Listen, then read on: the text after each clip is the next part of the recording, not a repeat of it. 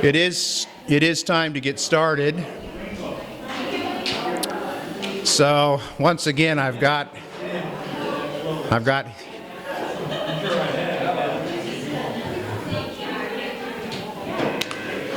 it's Harry, partly.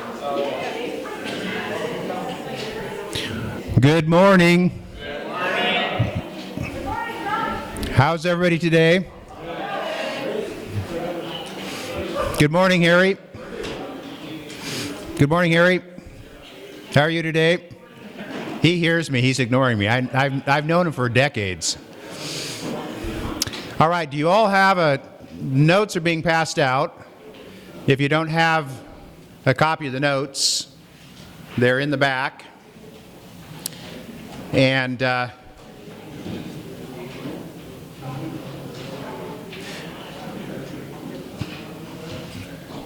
let me ask Larry, what do you guys decide? Okay.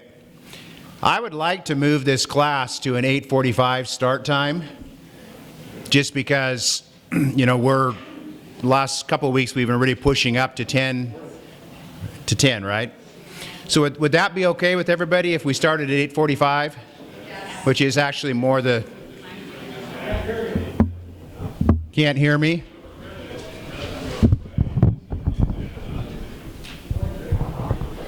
So we will start at 8:45. I will send out a email sometime this week to just remind people of that. And of course, that has actually in the past been our traditional Sunday school start time. So, all right, well, let's get started because the time just runs away.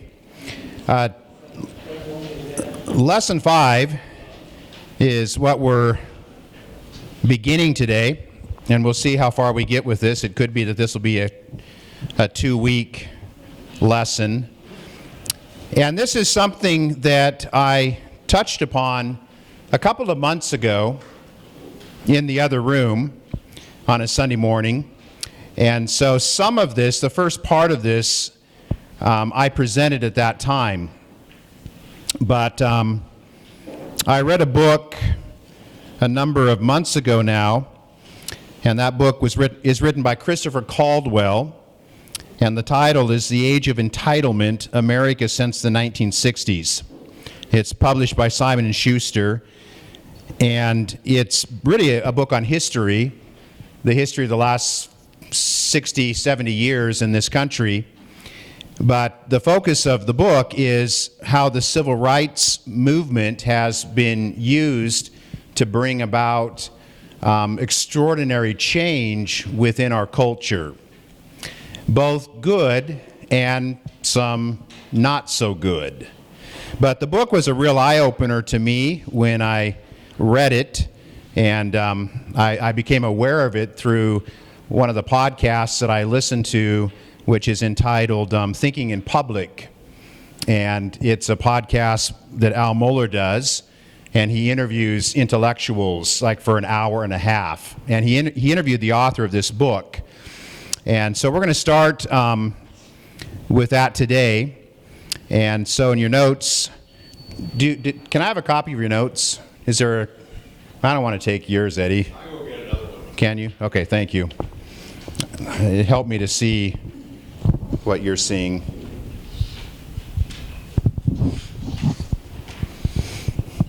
All right, so the Civil Acts Right of 1964. How many of you remember that? Yeah, I don't remember that. I was born in 1969, so I do not remember that. But I have read, I am aware of civil rights, and I'm aware of the history of segregation in this country and the evils of all of that. And of course, the 1960s, they were trying to deal with that. Another book I read some time ago was a very large biography on Ulysses S. Grant, really quite a good book. And part of what was interesting about that book was after the Civil War, the real effort that Grant made to try to end racial segregation in the southern states, or what had been the Confederacy. And that ultimately failed. And that's a real sad part of our history. It did not fail because of Grant's lack of effort. After I read that book, I thought, boy, in so many ways, Ulysses S. Grant is a president we've overlooked. Not only was he a very significant military leader, but on the issue of civil rights, he was way, way, way ahead of his time. And of course, in San Francisco now, his name's been removed from the high school because he's not woke enough, because he supported the Transcontinental Railroad, which, according to certain folks today, was racist because Native American peoples. And so the people in San Francisco, they see the incredible irony of this. They're removing Ulysses S. Grant's name from the high school because he supported the Transcontinental Railroad, which made San Francisco put it on the map, along with the gold rush. So where would San Francisco be without the Transcontinental Railroad? But that's part of the culture we're living in too. I'm not in my notes, let me get started. The primary purpose of the Civil Rights Act of 1964 was to end legalized racial segregation in the southern United States. A majority of Americans rightly felt that segregation was a great evil. And I say a majority of Americans because there obviously were many who did not. That's why this was necessary, right? Particularly, Jim Crow South in the southern United States. So there were many people who thought that segregation was the way it should be. But a majority of Americans rightly felt that segregation was a great evil and that the power of the federal government should be brought to bear in order to end it. That is, of course, what happened as private business owners, so think restaurants and motels, were forced to serve African American customers. Obviously, the civil rights legislation was highly effective in ending segregation in states like Alabama and Mississippi. If you travel to either of those states today, you will find that restaurants and motels accommodate all, regardless of race. And let me just say, there are some people who watch this online. During the COVID situation, there was a guy who sent the church a $1,000 check from Hawaii. So there are strange things like that happen. So there could be someone who will listen to this who knows nothing about me. And so you all know that I have 5 children. And 2 of them are African American, right? So I am part of a biracial family. So when you listen to this, because I'm going to criticize at some level the Civil Rights Act of 1964, that does not make me a racist, okay? And that's where we're at as a culture. If you disagree with the dominant opinion, you're just automatically branded a racist. And that's just not fair. So the Civil Rights Act of 1964, the intentions were good, and good came from it, but I'm going to suggest to you that there were unintended consequences that have brought us, in part, to where we are today. And we really cannot understand our culture today without this kind of a review process and the impact of the Civil Rights Act and what's come from it. So, in order to accomplish the positive result of ending legalized segregation, now notice that I said the positive result of ending legalized segregation. Damage, that's a fill-in there for you. Damage was done to the United States Constitution. So I'll read that sentence again. In order to accomplish the positive result of ending legalized segregation, damage was done to the United States Constitution. Well, what does that mean? Well, I got to keep reading. Specifically, harm was done to what is known as the First Amendment right of freedom of association. Well, what is that? This constitutional right grants to each of us the freedom to associate with whom we want to associate, so long as the other person is willing to associate with us. Does that make sense? So I have a right as a citizen of this country to associate with whom I want to associate, so long as they want to associate with me. And if they don't, then you could say, well, that's their loss, or that's their gain, or we live in a free country. So applied to a private business such as a restaurant or a mini-mart, it recognizes that the owner of the business has broad discretion to run the business as he or she sees fit, and that discretion extends to and includes the owner's personal convictions and beliefs. Okay, let me just stop. Do you understand what I'm saying? I'm not asking if you agree with it, just do you understand it? Freedom of association has always been understood as I'm a free citizen in a free country. I have the right to associate with whom I desire to associate with so long as they want to associate with me. And that means that in terms of if I'm a business owner, I have tremendous liberty to run my business according to my beliefs, my values, and my convictions. Now you can see how this was used by racists to do great harm in our culture. But we do have remnants of this. No shoes, no shirt, no service. Right? You can't just barge into my business and dress any way you want. I have the right to refuse to serve you if you don't have your shirt on or your shoes on. Okay? So, let me keep reading. The Civil Rights Act of 1964 denied Southern business owners their constitutional right to the freedom of association by forcing them to serve a segment of the population that they did not want to associate with. Again, the evils of racism were deemed so outrageous that Congress and the courts felt justified in running roughshod on the First Amendment. Okay?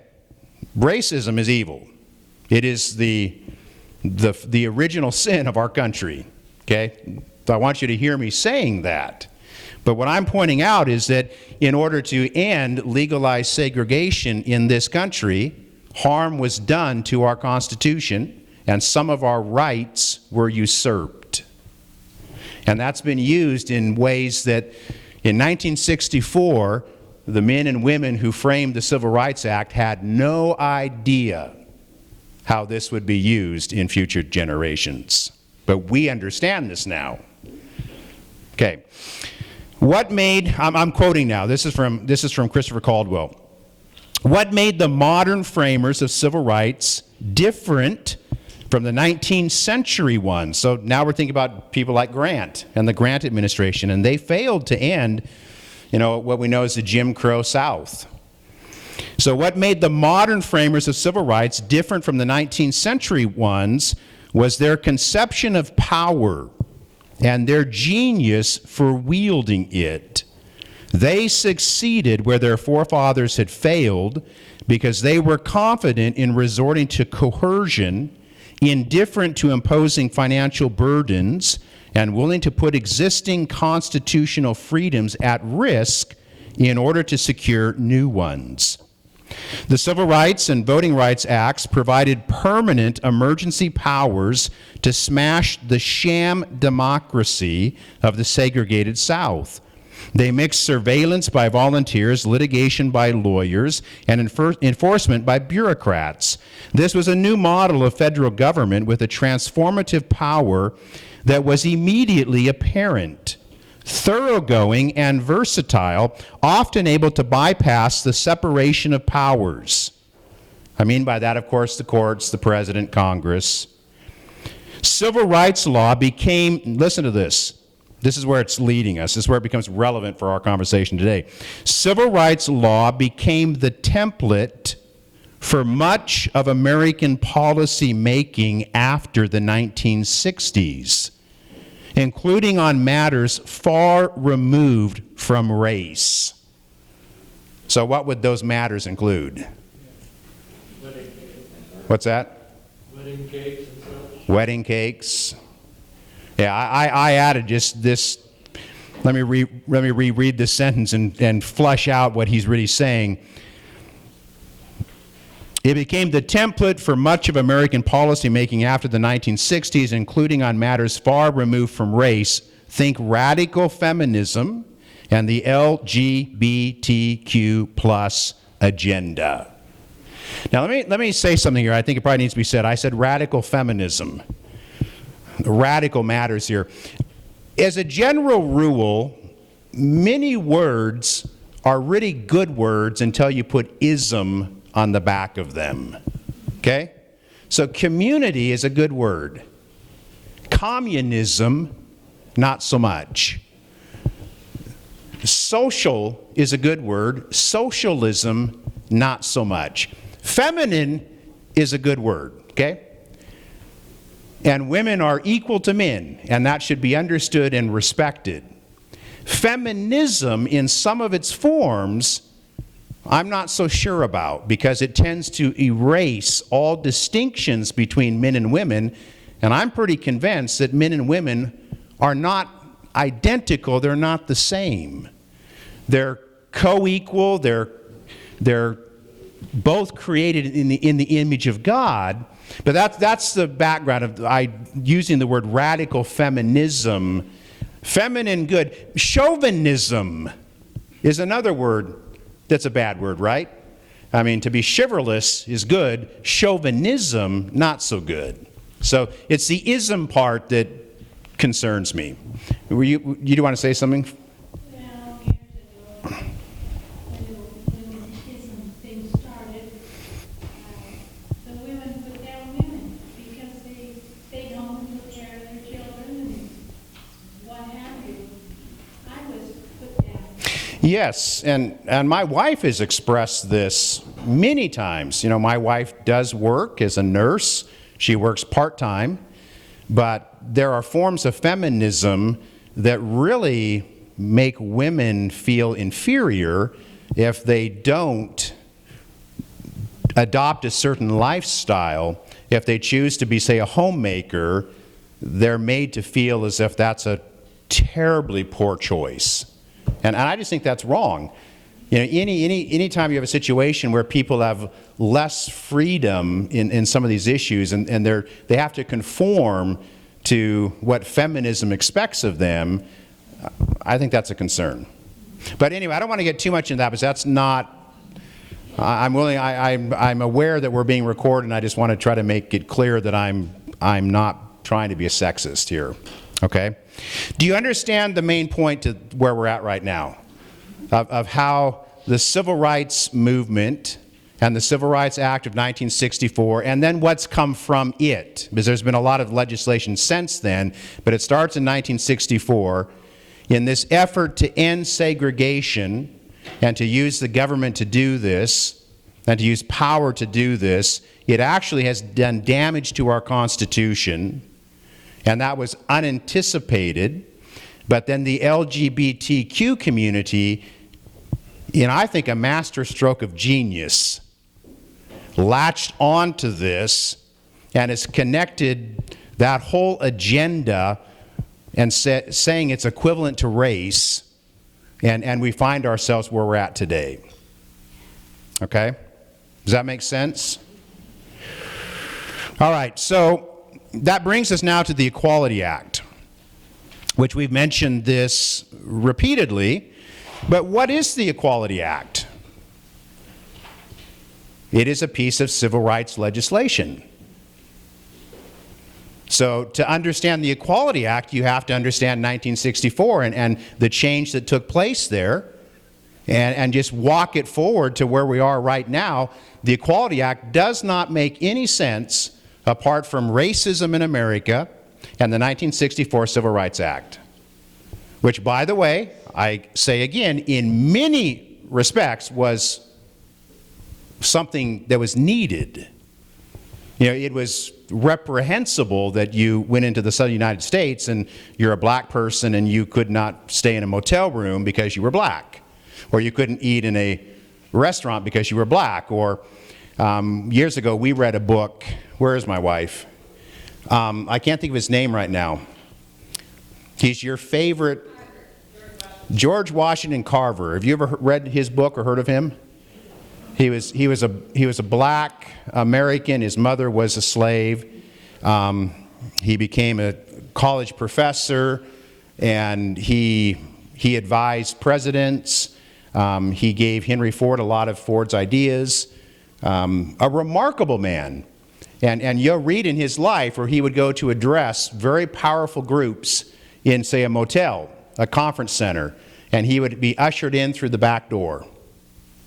And he was there as the guest of honor to educate all these other folks, and he was treated as a second-class citizen.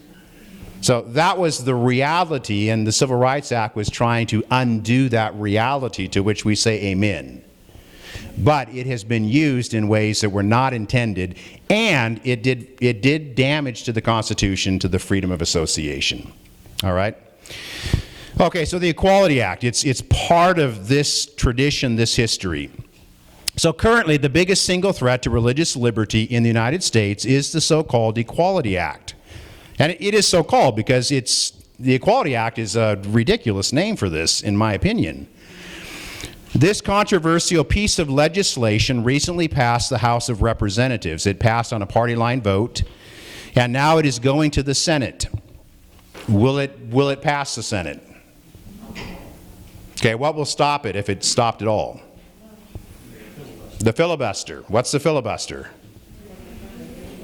The filibuster is a mechanism that attempts to make the Senate, the United States Senate, a bipartisan institution.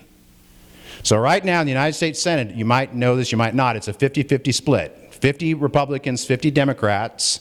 They must not get anything done. Well, who breaks that tie? Kamala Harris, Vice President of the United States. So the Democrats have a one-vote majority in the Senate. So you would think this will pass. Well, the filibuster means that you need 60 votes to pass legislation in the United States Senate unless some budgetary issues like the $1.9 trillion stimulus package, they got around the filibuster because it was a budgetary item, and that gets into the specifics of how the Senate operates. So there are exceptions to this, but the Equality Act would have to have 60 votes. Will they get 60 votes? Not likely. There probably would be a couple of Republicans who would be willing to vote for this. But if you've paid attention to the news the last week or two, there has been much talk about doing away with the filibuster. And why is that being talked about right now? The Equality Act. Now, you might not hear people saying that. They might not come out and say, we need to do away with the filibuster because we want to pass the Equality Act, but that's what's behind it. And so if they do away with the filibuster, and it's rather ironic because I was listening to Dick Durbin, who's a senator from Illinois, and talking, like with moral authority that we need to get rid of the filibuster because it's subverting the will of the people. But you go back to 2018, and the same Dick Durbin is giving a speech about how we need the filibuster because it's essential to the health of the United States Senate. So you've got people flip-flopping. When one party's in power, then we support the filibuster for the opposition, but now that we've got power, we need to do away with the filibuster. So this is a very tenuous situation. The Equality Act has passed the House. Joe Biden has said he will sign it in a heartbeat. And the Senate, if they could do away with the filibuster, they would pass it. Without that, it probably will not pass this term, but it will not go away. And they are closer than they've ever been before in passing this. All right, so if passed, President Biden has said that he will sign it into law. Given the current filibuster rule in the United States Senate, it is unlikely to pass, but progressives will continue to push this piece of legislation for years to come. So one scholar describes the impact as follows. One proposal, the so-called Equality Act, would add the phrase gender identity as a protected class to practically every federal civil rights law that protects individuals from racial discrimination. Did you hear that? You see how this goes back to 1964? So now gender identity, gender orientation is considered the same as race, your race, and it gets in this category of discrimination. So besides expanding those laws beyond their current reach, the Equality Act would explicitly reduce protections for religious liberty. It would cover public accommodations, education, federal financial assistance, employment, housing, credit, and federal jury service. Now that brings us to a letter that you have in your notes. And that letter has come courtesy to us of Brian and Dawn. We know Brian is Kelly. But I got the Bissinger's permission before I included this, and I did not get Senator Merkley's permission. But, I mean, it's a letter sent out to everybody, so I can't imagine that that would be an issue. But give us a background on this. You contacted his office? Yes, and then we. Because of what we learned here. Mm-hmm. And so we thought, what can we do? Nothing. But then we thought, at least we could do this. And so we contacted their office via email. And Because then Biden's they would have office, a record of it. and Biden's office as well. And Biden sent a brief note, nothing like this. And then, of course, Merkley, who was the author of this legislation. Yes. Mm-hmm. In 2019, and it didn't pass. Mm-hmm. So Merkley is, of course, one of our two senators, and he's from Southern Oregon originally. He's not a lawyer, although he does have, he has a degree from an Ivy League school in government or something like that. But I mean, so obviously he's an educated, intelligent person.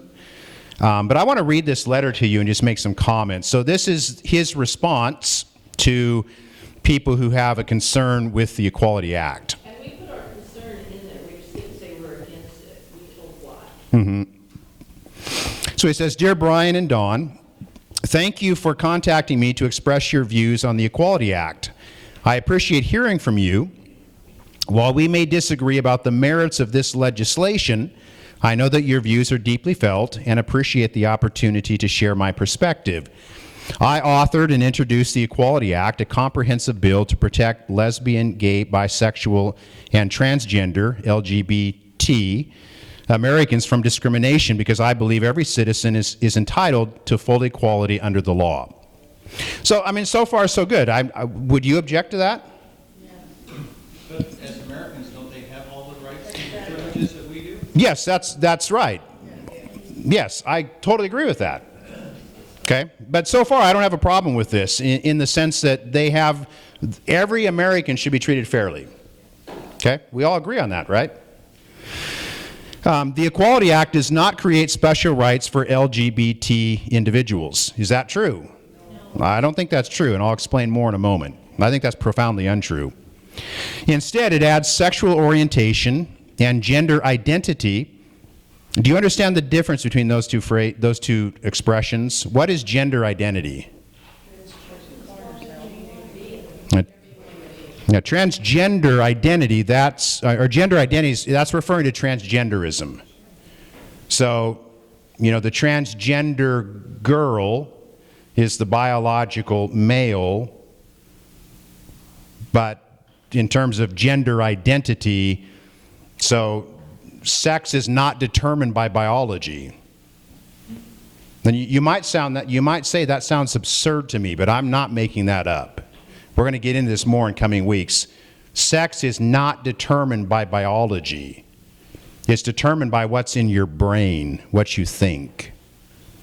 And so the transgender female is the biological male.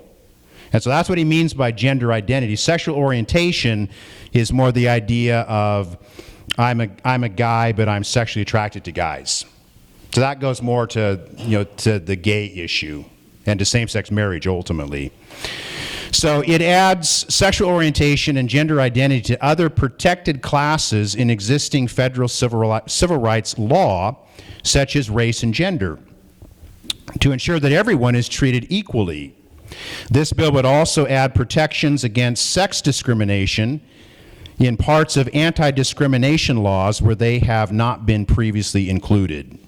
Equal rights for every American is one of the most cherished constitutional principles. I believe that the Equality Act is consistent with that core principle and can be enforced while maintaining religious liberty. Nobody should be required or can be required under the First Amendment to perform a religious act, such as performing a marriage or participating in a ceremony that violates their beliefs. I've just got to say this. Thank you, Senator Merkley, for reducing religious liberty to this one act where I don't have to involve myself in same-sex marriages. That's what I hear him saying here. Okay? Because he's defined this. Religious liberty is important here, and so pastors shouldn't have to participate in ceremonies that violate their conscience. But it sounds like he's saying that's the extent of it. Now, by the way, Javier Becerra, remember that name? He this week was confirmed by the United States Senate to lead HHS. And Javier Becerra was the Attorney General of California. Now he's in a position of great influence, and his position on religious liberty is as follows. Religious liberty extends to the individual, not to the institution. Now think about that for a moment. Religious liberty extends to the individual, not to the institution. What does that mean? You can think what you want. You can think what you want in the privacy of your own mind. What's included in an institution? Yeah. Christian colleges, Christian adoption agencies, all sorts of parachurch organizations, but ultimately a church is an institution.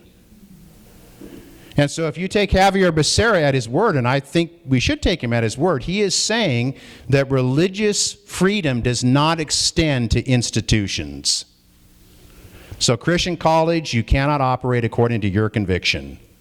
Christian adoption agency, you cannot operate according to your deeply held religious conviction. And although I doubt he really means it, although I think he does at some level, Christian churches, you cannot operate fully out of your religious belief system. So this understanding of religious liberty, and by the way, where do you find the letters LGBTQ plus in the United States Constitution? Do you find religious liberty in the United States Constitution? Where do you find it? The First Amendment. It is the first right of every American.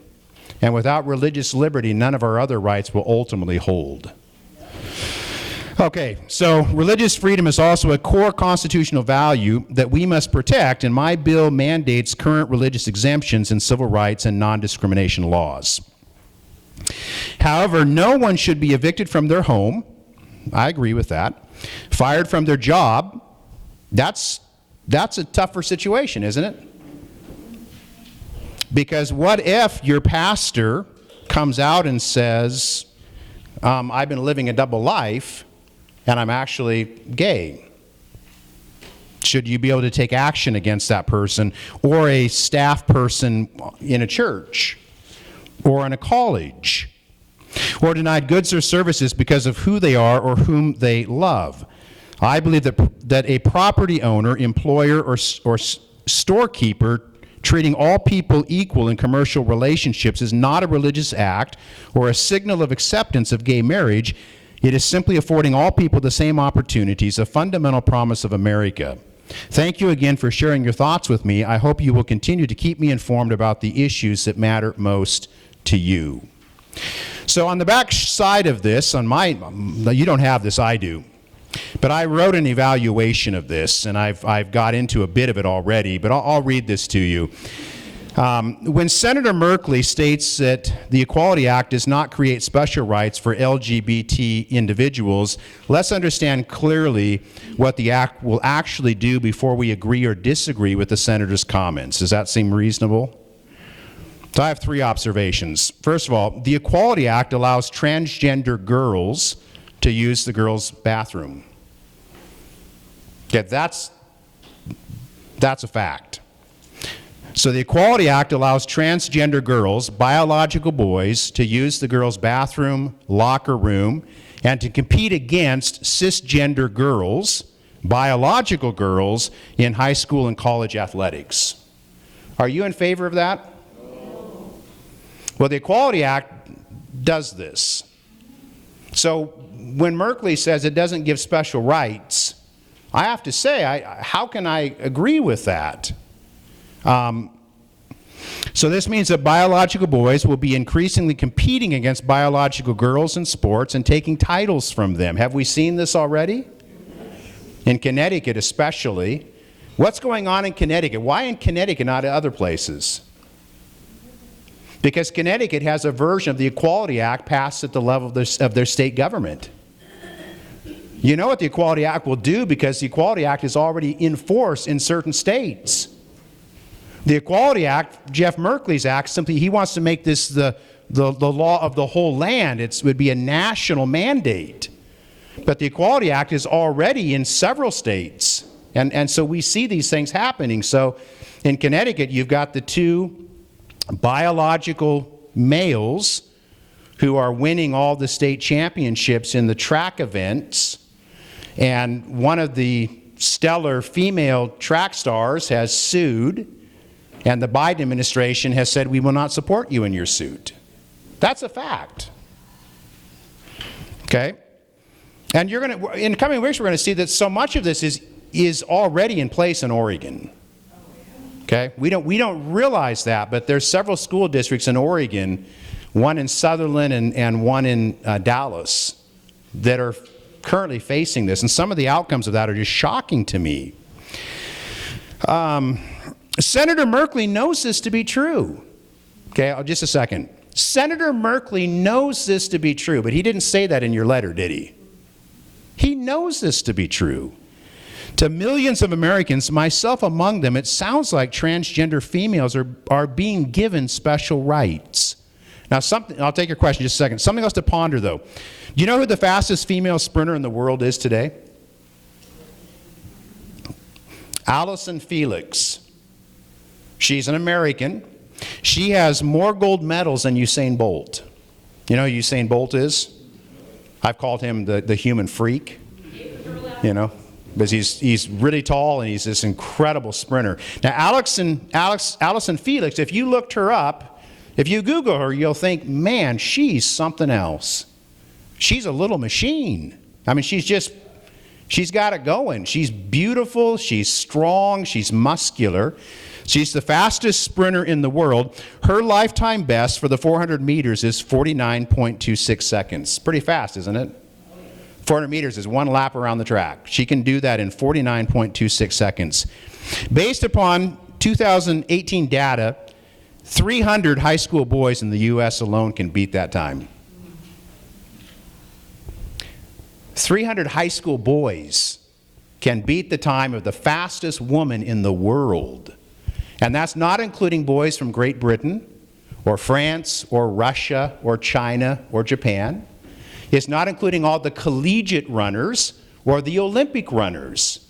300 ordinary high school boys can beat her time. But what we're saying is that with the Equality Act, we would have transgender girls, biological boys, competing against girls, using the bathrooms, using the locker rooms. And Senator Merkley says this isn't giving special rights. Well, what is it doing then? How else are we to, ready to understand that? Transgender activists argue that hormone treatments erase all the biological advantages that boys have over girls when it comes to sports.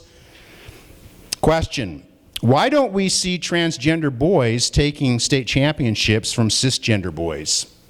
You understand what I just asked?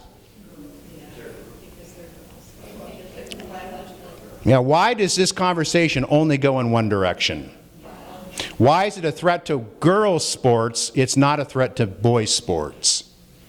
Why don't we have the 5'6" biological girl who's identifying as a boy dominating the high school basketball team? So they say that no, eventually we can, through cross-sex hormones, we can take away those biological advantages. But do you really believe that? No. I mean, there are advantages at a structural level that just don't go away when you do those other things. So I'll stop. And do you remember what you were going to ask or comment? What I was going to comment was that last year at the big fight rally that was here in the United States, in the women's fight division, a transgender woman was in the fight division, and she put one of the female fighters inside of the hospital.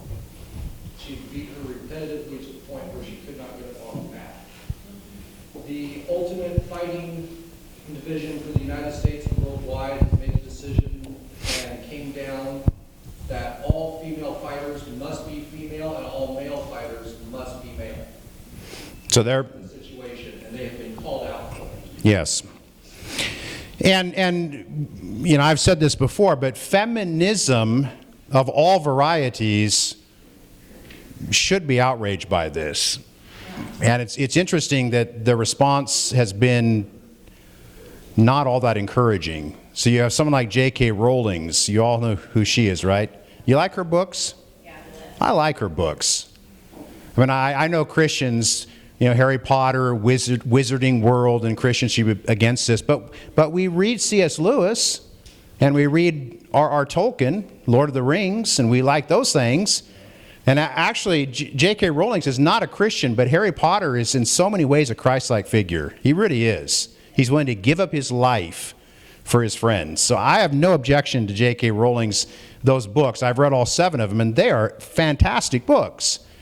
So J.K. Rowling has come out and said, I'm really opposed to the transgender movement for what this will do to women. This is anti-women to the core. And she's been savaged for saying this. And of course, she's not the only one.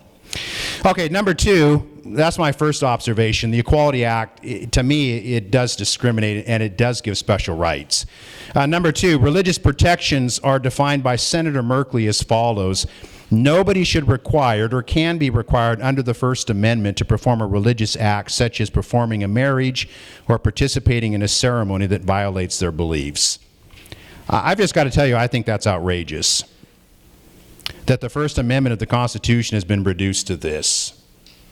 That I have some slight protection, and that's as far as it goes. This limited understanding of religious liberty is completely unacceptable, and we just need to say that. No protections are offered here to Christian colleges, parachurch organizations, or Christian business owners. Protections to Christians, Jews, Muslims, and others are negligible, even though the First Amendment of the U.S. Constitution guarantees religious liberty. Given his religious convictions, a Christian baker would not be required to bake a cake with a slogan such as the following: Allah is the one true God and Muhammad is his prophet. You understand why a Christian baker would object to that?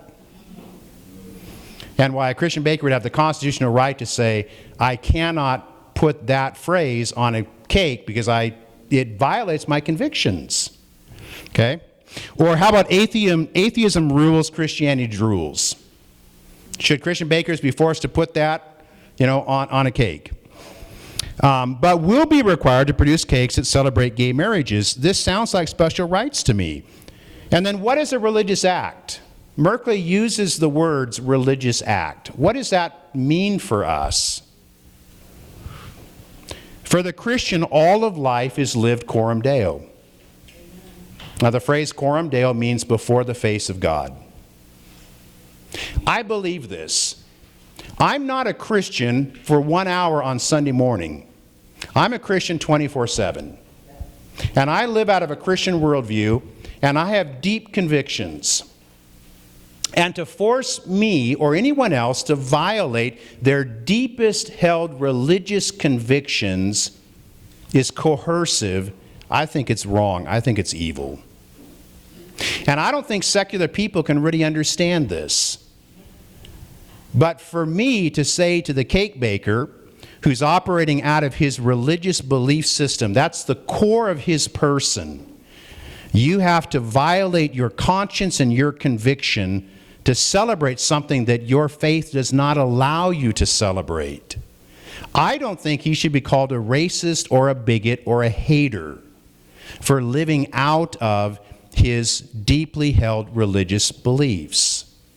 But the Equality Act will force him to do this or to go out of business. And it doesn't stop there. It then goes to the doctor, to the nurse, to all these other issues that are coming where it's like you don't have the right to operate out of your belief system. Go ahead, Dan. I wonder if you would be consistent from the standpoint of would you force let's say we had a Muslim, caterer, would you force a Muslim caterer to do a pig roast for a Christian wedding or something? Yeah. He would be consistent. I wonder where he would his position would be on And I suspect on all these other issues, when you take sex out of the equation, then freedom of association all of a sudden becomes something we really value. And so religious liberty is honored in all these other areas until the issue of sex comes into conflict with it. And I've said many times, the conflict in our culture is between religious liberty and erotic liberty. And when the two come into conflict, religious liberty is being thrown under the bus. Even though the United States Constitution guarantees religious liberty, and it doesn't guarantee these other things. Okay? And the only reason this is where we're at is because of the Civil Rights Act of 1964 and where that has led us today. So part of what we're saying is that we recognize that a lot of people in our culture do not agree with us. We're just saying, give us the freedom to follow our own beliefs and our own convictions, because the Constitution guarantees us this. Okay, we're about out of time. I'm gonna stop at this point. So we'll return to this next week. But and again, we'll start at 8:45 next Sunday. But before we close, we do have a couple of minutes. So, I mean, are there some questions or comments or even pushback? I mean, I think it's okay if someone says, "What about this? I don't know if I agree with you on this." I'm okay with that if you have that kind of pushback. The thing I don't get is why are we being forced to accommodate to them when there's so many businesses that are already willing to do it? It's like the cake baker. He referenced other cake bakers that are more than willing to bake the cake and do all these other things for them. I'll tell you why we're being forced. I think that the LGBTQ community is forcing it. They don't want what you're suggesting. So the cake baker in Colorado, his case went to the Supreme Court, and he actually won a reprieve on a technicality. He was sued the next day. And he's been sued repeatedly. But I don't have this in front of me. One of the things that was asked him later was, a man wanted a cake, and it was for a gender reveal party, and he wanted this cake baker to make a cake that had genitalia on it and was really vile and disgusting. And this man said, "I won't do that," and so he was sued. So the LGBT community, they have targeted Christians, and they are militantly going after Christians in many cases. Now, I'm sure that for many people that identify as LGBTQ, I'm not saying that all of them feel this way or agree with this, but the ideology and the ideologues do. And so another issue would be adoptive services. You know, there's been a number of situations in recent years where in Massachusetts 10 years ago or so, they passed a state law. It was with the legalization of gay marriage in that state. And so the state could have said, we've got a lot of adoption services here, and the faith-based ones are maybe 25% of the total. So we'll allow Catholic Charities to operate according to their religious convictions. And Catholic Charity position was, every child deserves a mother and a father. That is the best environment for a child.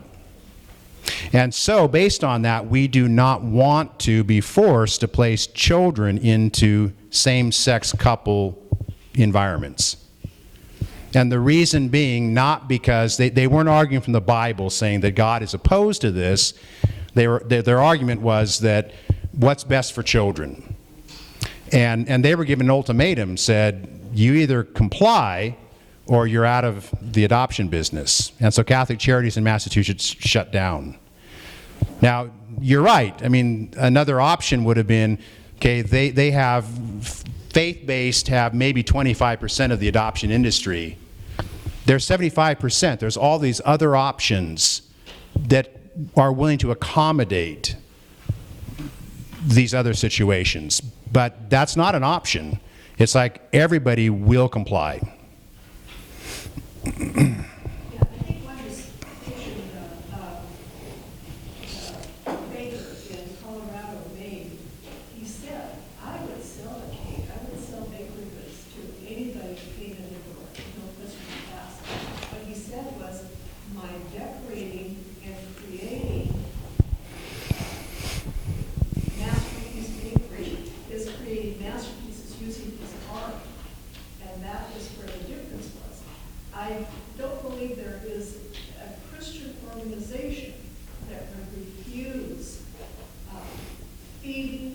housing, providing services to people of the LGBT. Mm-hmm. And With the exception of, it is leadership. Mhm. We have the right to choose our own leadership, to perform our art to our beliefs. And that's where the difference is. It isn't providing general services, trade. It's where we're asked to be involved in the it comes down to your conscience, when you have to do something that violates your conscience. The one exception to this, though, from what you said, where there has been much pressure exerted, and that is in homeless shelters. So, like the Union Gospel Mission, those kinds of, they have a women's shelter. And there are, the Equality Act would allow biological men who come to the shelter and say, I'm a woman, to be housed with women in the women's shelter. And of course, you realize that, you know, men and women end up in the shelter for various reasons. But for women, it's not uncommon that they end up in a shelter because they've been abused by a man. And so they've come out of a really traumatic experience, and they're in a shelter trying to put their life back together. And so with the Equality Act, you would have biological men show up and say, I'm a woman, you've got to put me in the women's shelter. And you don't even know if they're really transgender or not. And you have the same thing in prisons. So it just creates all sorts of problems that are profound.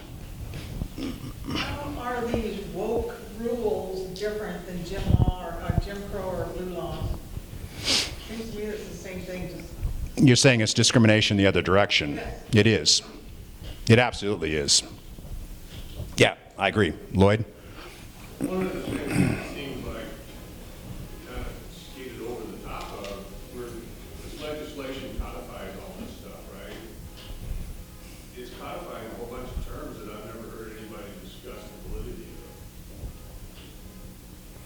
So we're just skipping right over an idea that somebody proposes and haven't discussed the validity of that idea or that concept or that description, and going straight to legislation. Mm-hmm. Well, and that's been a major argument against so many of the Supreme Court decisions. So when same-sex marriage was legalized in 2015 with the Burgerfeld Decision, that bypassed the people, right? It was a 5-4 decision. So 5 unelected judges made a decision for the entire country, rather than allowing that process to work its way through, you know, the legislative process at a state level or a federal level. I guess what I'm getting at, John, is I got a list of 30 genders that the New York University is using on their surveys for people to fill out so that they can better accommodate their students. And for the life of me, I don't know what 3/4 of them mean. Mm-hmm. And I've never heard a discussion on how all of those have become valid concepts. Yes. Over that and went straight to legislation. Yes, and that's why LGBT has the plus, LBGTQ plus. It just never stops. So, I mean, it creates this ponderment. And this is happening actually right now. In the last week, there's been several news stories to this. So 5 years from now, I show up at the florist or the cake baker, or not me, but somebody, and they say, we'd like you to bake a cake for us. And our wedding is going to be on such and such a date, and we want, you know, our names on the cake, and there's 5 of us. And 2 of us are men and 3 of us are women. And so we want you to support our polygamous marriage. And see, this is, you know, it's, where does this stop? I don't know what the rest of this stuff is. Well, our polyamorous marriage, you know, and so again, you've got this violation, this deep conviction of a person who says, core to my being is that God created marriage as a husband and a wife for life. And now I'm being, anyway, yeah.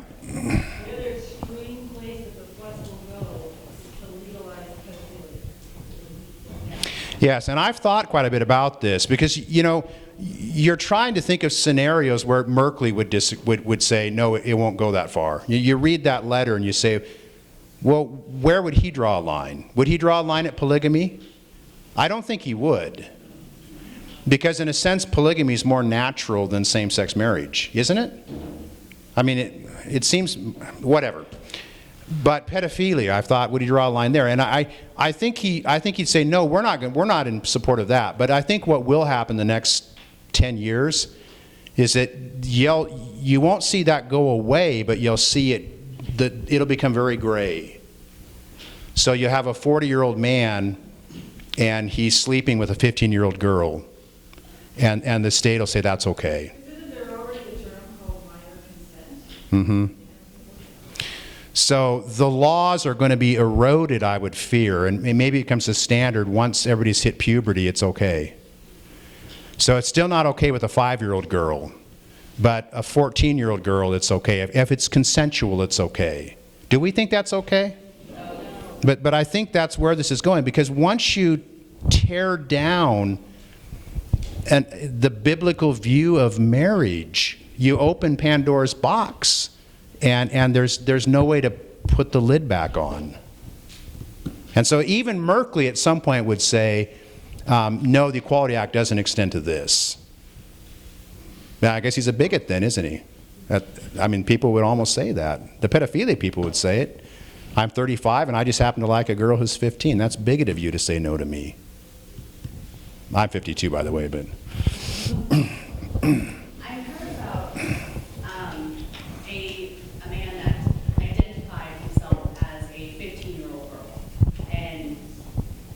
pursued a relationship with another 15-year-old girl because, well, I identify as that. And it's like, how do you draw the line there? You know, he's a 35-year-old man, he's an adult man. Where do we draw the line?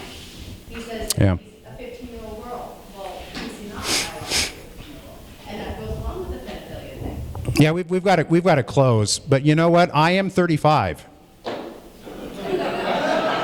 How dare you say otherwise? And I'm 6'6", and I'm African American, and I'm going straight to the NBA.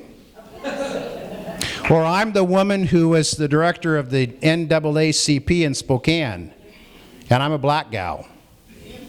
She was white. You know, on the transgender issue, why do we draw a line? I mean, why do we say that your gender can be whatever you want it to be, but we don't say your race can be whatever you want it to be? Okay, we got to close in prayer because who wants to close in prayer?